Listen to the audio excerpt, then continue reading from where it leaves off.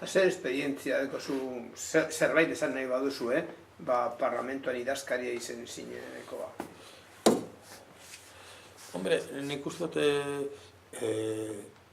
erabaki asko hartu behar izan zirela eta asko improvisatuta ere. Nik uste dut, esperientzia interesantea izan zen, baina presidente izan zen Pujana, Juanjo Pujana. Elorrizar. Ez, Elorrizarra bera bilbotarra da. Emazti esan. Bai, eta Elorrizar bizi zen, klaro, eta bizi da. Beste Durangar bat, egon zen, Inmaculada Boneta, parlamentuko vicepresidenta. Eiakoa? Gero hau. Gero hau izan. Gero hau, orduen EAJ-ko izan. Eta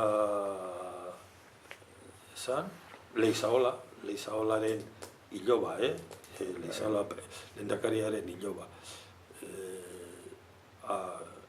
PNV-tik, eta gero ni, eta Agiriano, PSOE-tik, gero Agiriano hil zan, da gero sartu zan Maturana.